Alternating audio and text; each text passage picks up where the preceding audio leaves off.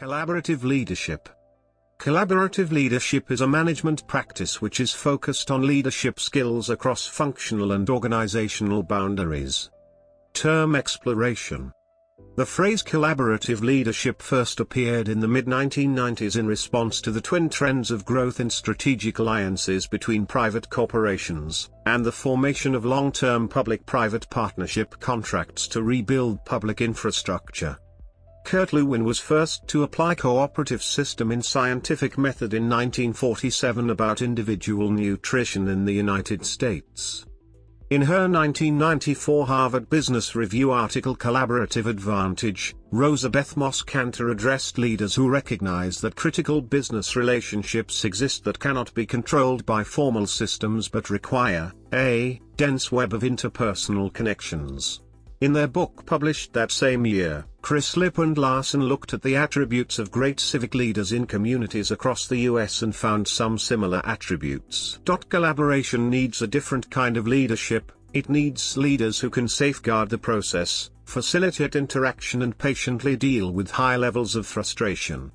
In 2013, Harvard Business Review authors Nick Lovegrove and Matthew Thomas, co-founders of the Intersector Project, explore the complex relationship between the business, government and social sectors as it relates to said sectors' role in addressing society's most pressing challenges, issues such as managing resource constraints, controlling healthcare costs, training the 21st century workforce, developing and implementing smart grid and intelligent urbanization technologies, and stabilizing financial systems to foster sustainable economic growth. Their research suggests that the future of collaborative leadership depends on the ability of leaders to engage and collaborate with the business, government and social sectors. See below for the distinguishing characteristics of such leaders. Hank Rubin, author and founder of the Institute for Collaborative Leadership, has written, "A collaboration is a purposeful relationship in which all parties strategically choose to cooperate in order to accomplish a shared outcome." In his book Collaborative Leadership, Developing Effective Partnerships for Communities and Schools, Rubin asks, who is a collaborative leader? And answers, you are a collaborative leader once you have accepted responsibility for building, or helping to ensure the success of, a heterogeneous team to accomplish a shared purpose.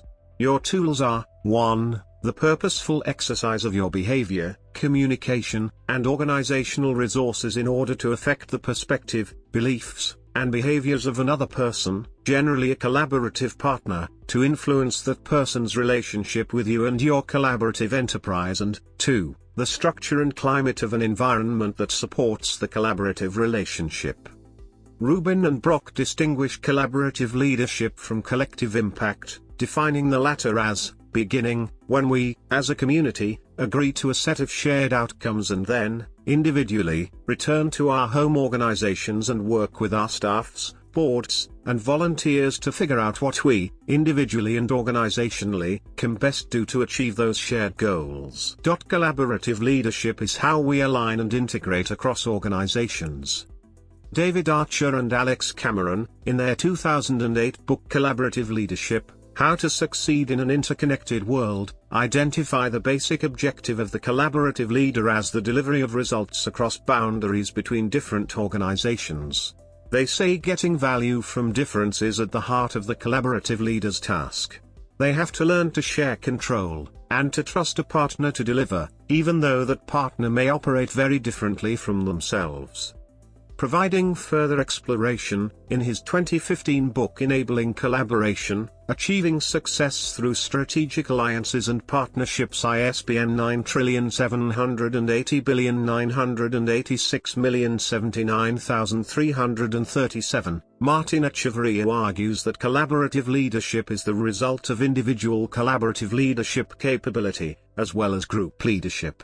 In this respect, he argues that individuals can support and contribute to collaboration and do so from a leadership point of view, but at the group level, where collaboration can be behaviorally experienced. Echavarria cites the work of Enrique Pichon-Rivière, who developed the Operative Group method for working with groups, Wilfred Bion, an influential British psychoanalyst, Kurt Lewin and others, and describes the Operative Partnership Methodology for coaching teams to collaborate, an issue which is addressed vis-a-vis strategic alliances in said publication. Characteristics of collaborative leaders. There have been a number of research projects and reviews of key lessons learned for collaborative leaders. Nick Lovegrove and Matthew Thomas, writing for the Harvard Business Review, interviewed over 100 leaders who possess a demonstrated ability to engage and collaborate across the business, government and social sectors. The authors identified 6 major, distinguishing characteristics.